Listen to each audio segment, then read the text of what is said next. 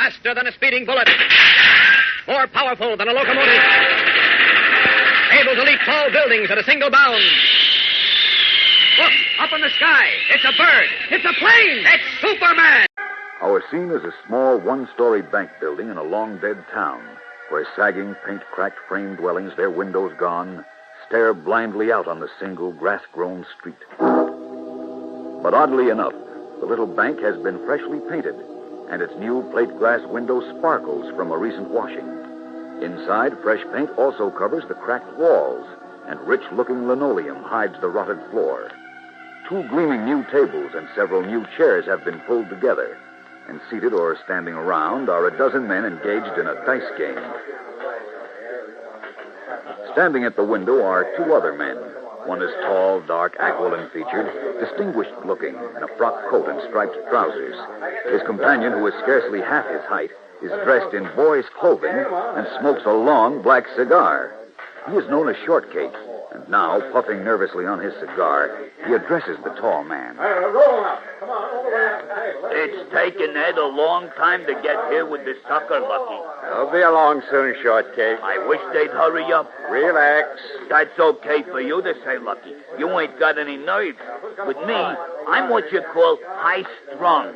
You know, nervous. Well, there's nothing to be nervous about, Shortcake. I don't know. This new sucker, what's his name? Adolf Melcher. Yeah, well, he'll be the 6th one. Pretty soon the cops will start wondering what happened to all them missing guys. Let them wonder. They'll never be able to trace them here. You hope. I know. This is a ghost town. It's not even on the map. Nobody lives here except rats. And ghosts. I don't like this place. Now, cheer up. We'll be back in the big town tonight. Wait, Shortcake. They're coming. Where? I don't see. The car just turned out of the pass into the old road. See it? Yeah, it's Ed. And the sucker Melcher is with him. Now, in just a few minutes now, Adolf Melcher will add $10,000 to our treasury. And 1 ghost to the town's population. In his office at the Metropolis Daily Planet, one of the country's great newspapers, Editor Perry White is in conference with his star reporter, Clark Kent, who, unknown to all, is really Superman. Something's got to be done, Kent. This Adolf Melcher is the 3rd person to disappear from Metropolis in the last 5 months. What about the police? They haven't been able to find hide or hair of Melcher or of the other 2 either. That's strange. People don't just disappear into thin air. Well, these 3 birds seem to have done just that, Kent. They dropped out of sight and they haven't been heard from since. All fairly substantial citizens, too. Well, what about their families? They ought to have some ideas. None of them had families. All bachelors. Oh? All of them were fairly recent immigrants from Europe, by the way. Oh, yes, and get this. Each of them drew $10,000 from the bank on the day he disappeared. Each of them? That's right. And they weren't planning trips back to the old country either. How do you know? Well, A, the police are sure they didn't leave the country. B, each of them was a shopkeeper. But none of them said anything to their employees about going away. That makes it look like foul play, Chief. Well, I'm glad you got the idea at last, Kent. Now, as mayor of Metropolis, I'm concerned about the welfare of these 3 citizens. Naturally. And as editor of the Daily Planet, I smell a big story. You're elected to get it. Me? You. You always fancied yourself a great detective. Here's your chance to show up Inspector Henderson. Thank you so much. You're welcome. Now, get going now. I've told Henderson to give you all the information he has. I'm on my way, Chief. And don't come back until I found Adolf Melcher and the other 2. Right. I thought so. So long, you slave driver.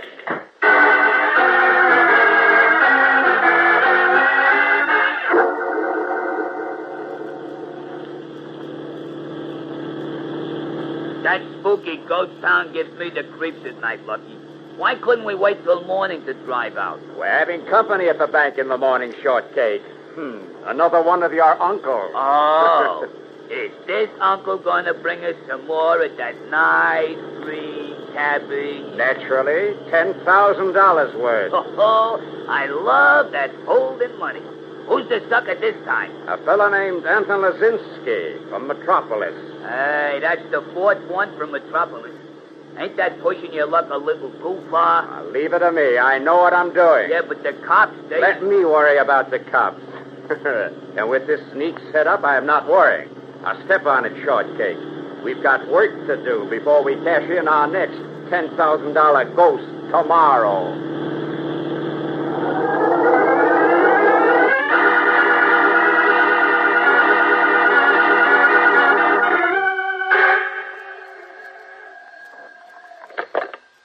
Yes, speaking. Chief, this is Clark Kent. I think I got a lead to those 3 men who disappeared. Wonderful. Let's have it. Well, I'd rather not talk about it on the phone.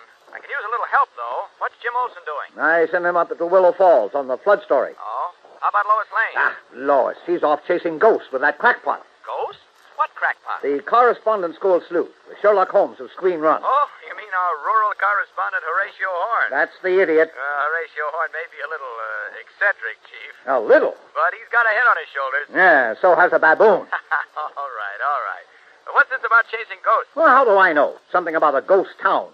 I didn't want Lois to waste time, but Horn was already in the city, at the railroad station, in fact, and chattering his fool head off on the phone, I get it. Lois insisted on meeting him. Well, that lets her out. Can you lend me Tony Sloan? Sure, if you need him. Where are you? Rooming house at 1061 Archer Avenue. 1061 Archer. I'll send Tony right out. Thanks. And when you hear from Lois, tell her to save a ghost for me. So long, Chief.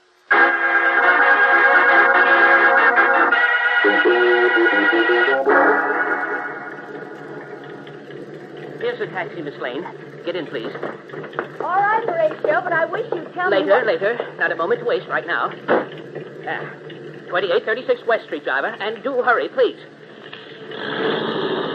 What's at 2836 West Street, Horatio? Mr. Anton Lazinski, of course. And who, may I ask, is Mr. Anton Lazinski? Why, the name of the man on the letter.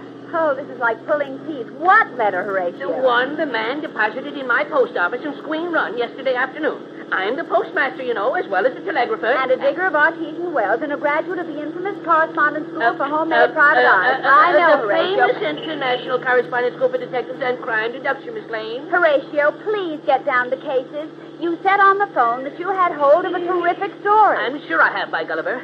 What would you say when a man sends letters from a ghost bank in a ghost town? I'd say he was probably a ghost, except that there aren't any ghosts. Exactly. Elucidate further, Horatio. This is beginning to sound interesting. Well, as I say, this man, whom I never saw before, deposited a letter in my post office in Squeen Run yesterday. Yes? The envelope, a fine, expensive envelope, by the way, was engraved the First National Bank of Nugget City. Nugget City? I never heard of it. Of course you didn't. Nugget City has been a ghost town for 48 years. Oh? And what I want to know is, why did this man send a letter from a bank which no longer exists in a town which no longer exists? I don't know, unless it was a gag. What? A trick, a joke. Oh, I don't think so. This man was definitely a criminal type. The smooth, confidence man type. Oh, come now, Horatio. You couldn't possibly tell that. I am a trained observer, Miss Lane, and to the trained observer, many things are apparent. As a matter of fact, I wrote my thesis on that subject for the famous international now correspondence spare me, school. Horatio, please. I still think it's a gag, but I've wasted all this time, so I might as well waste a little more. The letter was addressed to Mr. Anton Lazinski here in Metropolis? Yes, that's right. 2836 West Street. Well, we're turning into West Street now. Let's see what Mr. Lazinski has to say.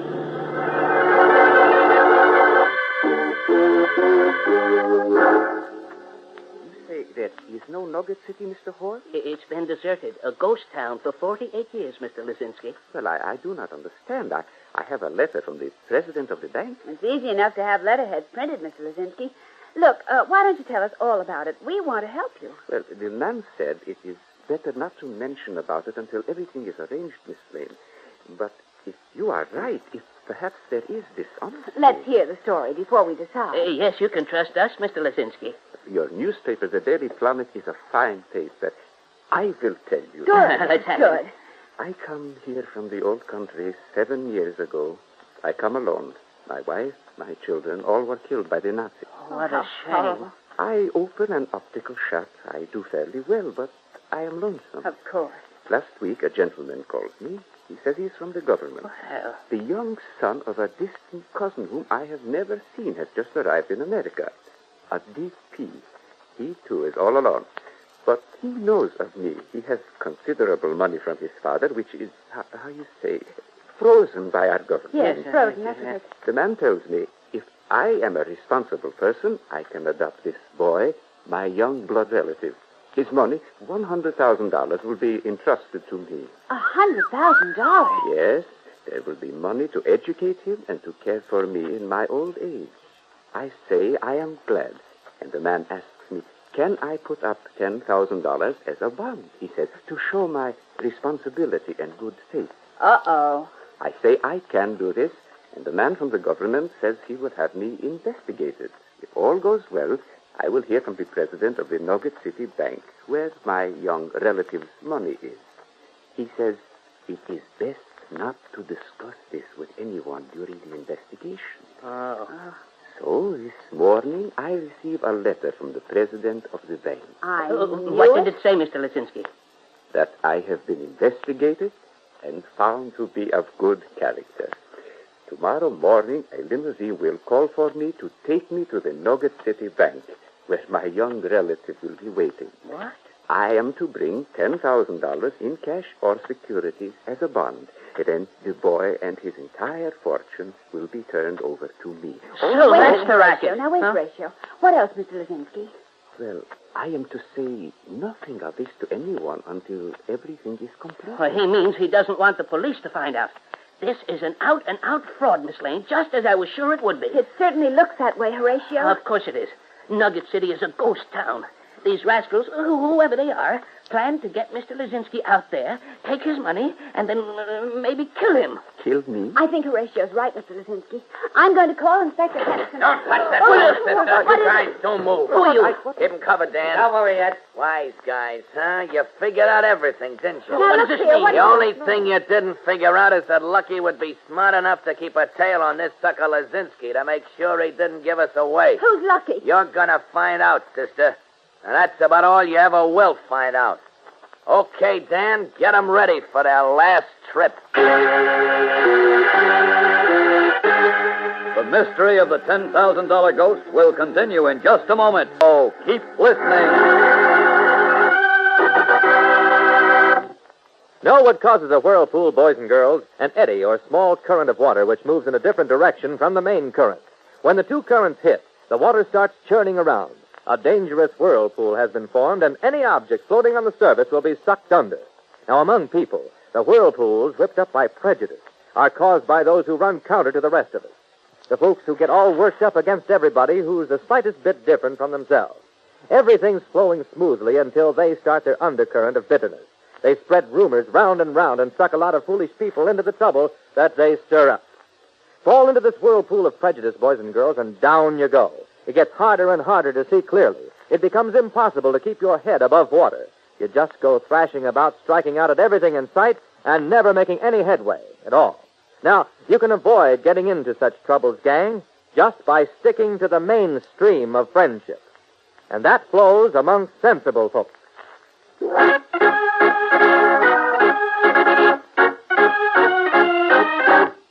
And now, back to the adventures of Superman and the mystery of the $10,000 ghost. Surprised in Anton Lisinski's house by two armed men, Lois Lane, Horatio Horn, and Mr. Lisinski were drugged, then taken by car from Metropolis to the small bank in the ghost town of Nugget City. Dawn is breaking as Lois and Horn come to in a tiny windowless room in the bank. Mr. Lisinski is still unconscious. By the pencil ray of a tiny flashlight which is fitted into one end of Horn's amazing knife, Lois and the little amateur detective are exploring their dark prison. Don't make any noise, Horatio. Those men are right outside that door in the bank. The villains. I'm certain they mean to do away with us, Miss Lane. Of course they do. We know all about their racket. The only reason we're still alive at all is because Mr. Lisinski brought the $10,000 in bonds. Uh-huh. When he comes to, he can endorse the bonds over to them. They'll finish him and us, too. Dear me. How do you know? Well, they were in here a few minutes ago before you came to. I heard the boss, the one they call Lucky, say so. Oh, my goodness. We've got to get out of here quickly, then. But how? That door leads into the bank, and there aren't any windows. I know. If we could Wait. What's this? What? It's another door. A door? Yeah. It's just opposite to the other one. Well, this door must lead outside, by Gulliver. See if it's unlocked, Horatio. Hurry. I certainly will. Locked by cricket. Oh, I was afraid of that. Here. Just hold this light, Miss Lane, and keep up your spirits. I'll have us out of here in time. Horatio, what are you taking your shoes off for? You'll see in a moment. There. The heels come off. They're false. Why, of all... What's that inside them? 2 powerful little dry cell batteries. Batteries? Right. Now, if you'll hold them and give me my knife. Thank you. I have a miniature power drill in the handle, among other things. A what? A miniature power drill. Oh, don't tell me. I forgot it. Oh, Horatio. Here it is. Now, I'll just hook it up to the batteries and then watch me cut the lock out of this old door. Oh, it won't work. I think it will. And hear that? It is working. Now, to cut around the lock. Oh, Horatio, you're wonderful. You're wonderful and crazy. How did you ever think of a thing like that? Oh, just a little trick I picked up at the famous International Correspondence Institute For Detectives in Crime Deduction, I know. Just hold the light a little higher, please, Miss Lane. There, how's this? Fine. Look, I'm cutting through this rotten old door like butter. If only they don't hear us in the bank. Oh, I'm not making much noise. And I'm almost through. We'll show those rascals a thing or two, by Gulliver. What's that? The lock fell out. To open the door. Won't it open? Seems to be stuck. Help me push Miss Lane. Okay. Come on. Hurry. We're getting it. Push harder. Right.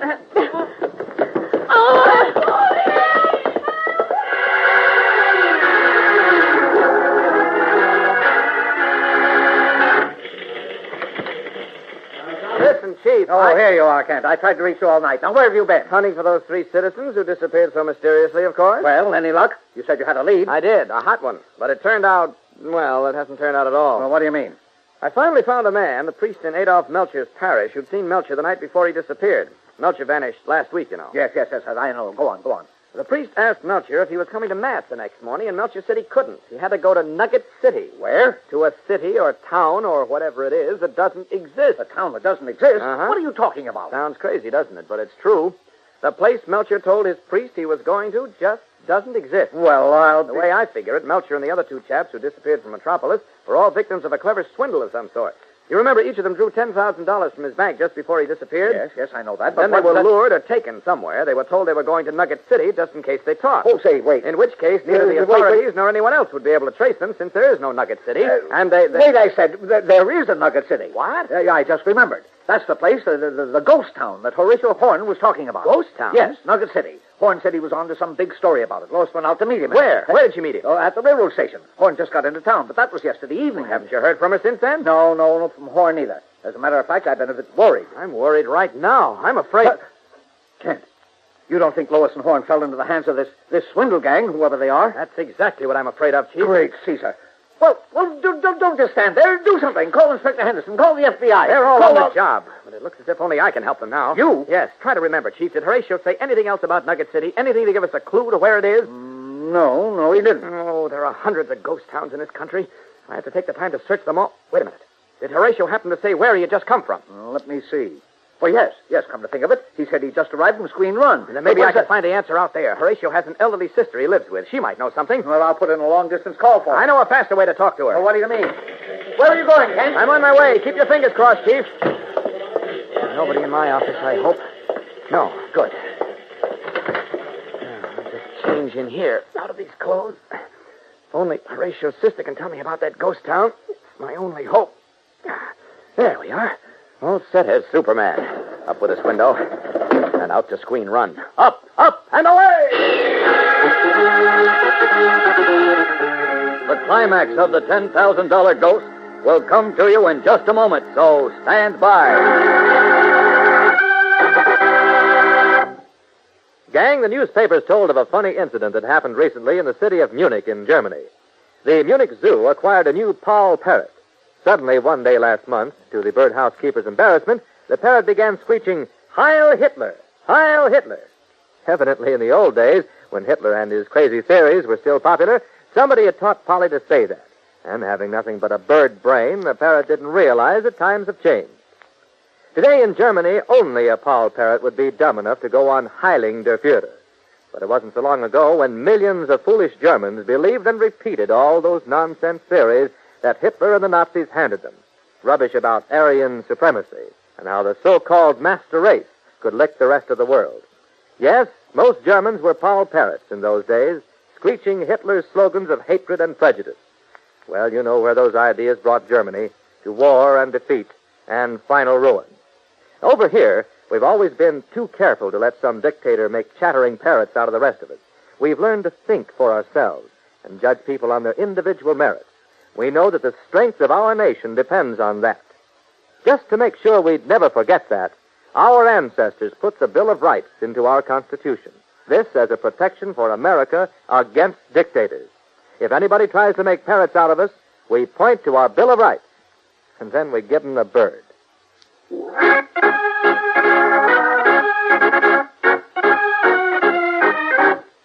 And now, back to the adventures of Superman and the climax of The Mystery of the $10,000 Ghost.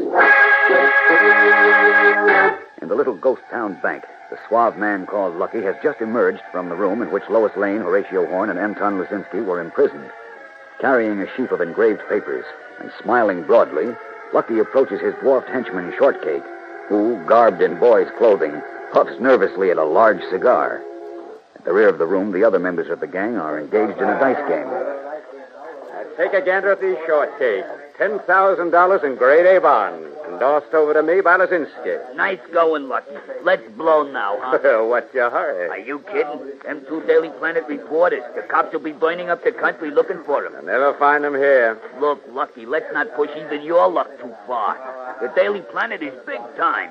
They'll do everything to find a lame Damon Horn. I know it, Shortcake. I was only needling you. We'll finish up here and lay low for a while. We'll find another ghost town out west someplace. Okay, but let's scram out of here fast. All right. But there's a little job you have to do first. 3 little jobs I need. What job? I dumped Lazinski down in the cellar. Miss Lane and Horn are down there, too. They got the door open somehow and fell into the cellar. You ought to hear Miss Lane bawling Horn out. Hey, that's good. That's real good. Yes, out of the frying pan into the fire. So now, take your gun and go down there and finish him. Oh, no, not me. Why not? I ain't going down in that cellar. Those other 6 guys we knocked off are down there. You afraid of ghost, Shortcake? I ain't going down there, I said. Okay, I was only kidding you. I'll send Ed down. He likes ghosts. The kind that pay us 10 G's, that is. Ed. Yeah, Lucky. Go down in the cellar and finish those 3 jerks. Then we'll be on our way. Okay.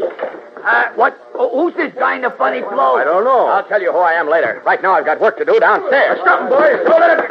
No, you ought to know better than to try to stop me. But if you insist on playing rough, take this. And this. Stop tickling me with that lead. Bullets can't hurt Superman. Look, Lucky, he's Superman. Stop shooting and let's get out of here. Oh, no, you don't. I'll just knock your heads together like this. That'll hold Lucky, Shortcake and company. Uh-oh, I've got to get down the cellar in a hurry. Down.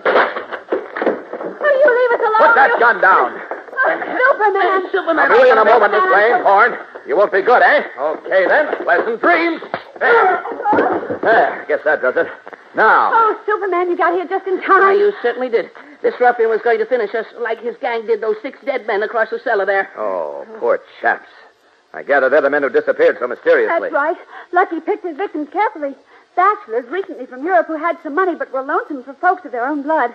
He told them that a young nephew or a young cousin that they'd never seen had just arrived in this country with a good deal of money. That little rascal, Shortcake, posed as a young nephew or cousin. Yes, and then these men could adopt the boy and control his fortune, too. I see. All they had to do was put up $10,000 to show that they were responsible people. And when he got them out here, he took their money and then murdered them, eh? That's right. It's so awful. Yeah. Lucky charged those poor chaps $10,000 for the privilege of being liquidated. That's right. Well, let's go up and get Lucky and company and turn them over to the authorities. I'm quite sure the state will be happy to liquidate them for nothing.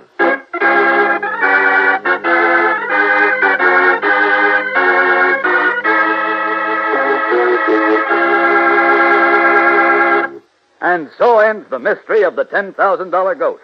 Another transcribed Superman adventure mystery in the new half-hour series. Superman is a copyrighted feature appearing in Superman DC comic magazines and brings you radio's most exciting stories of action, adventure, and mystery, each story complete. So be sure to listen when you hear the familiar cry, faster than a speeding bullet, more powerful than a locomotive, able to leap tall buildings at a single bound. Look, up in the sky. It's a bird. It's a plane. It's Superman.